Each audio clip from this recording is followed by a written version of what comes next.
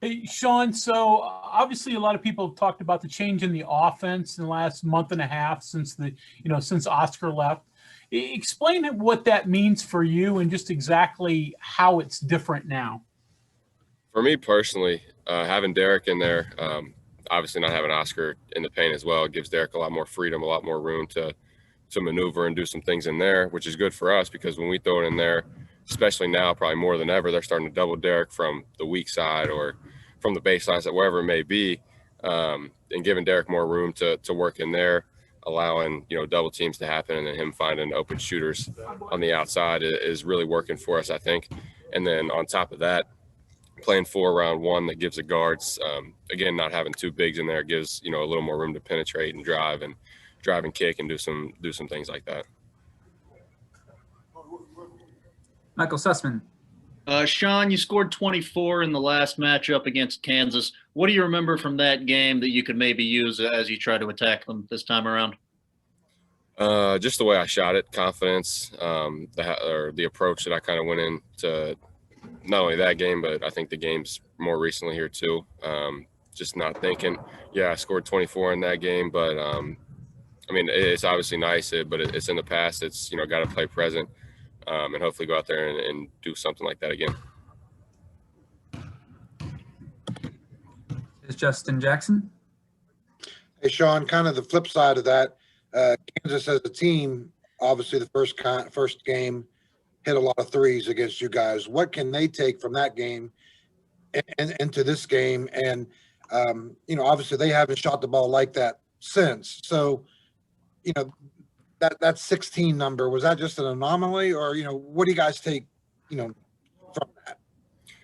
A lot of those threes came in the second half. We gave up a lot of offensive rebounds, long rebounds that they ended up getting and spraying out to their shooters. And when they made that big run, obviously they hit quite a few of them.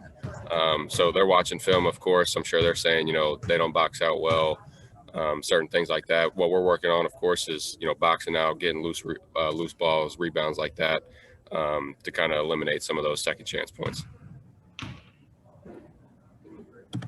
Okay, back to Greg.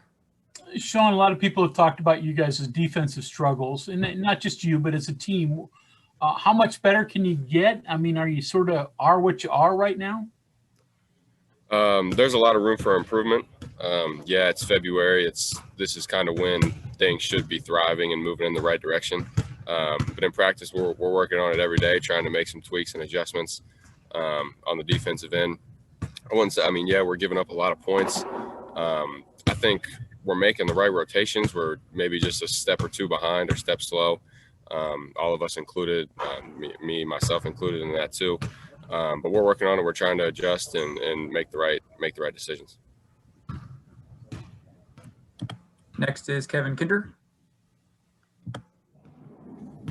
Don, expand on the defensive rebounding a little bit and those long rebounds.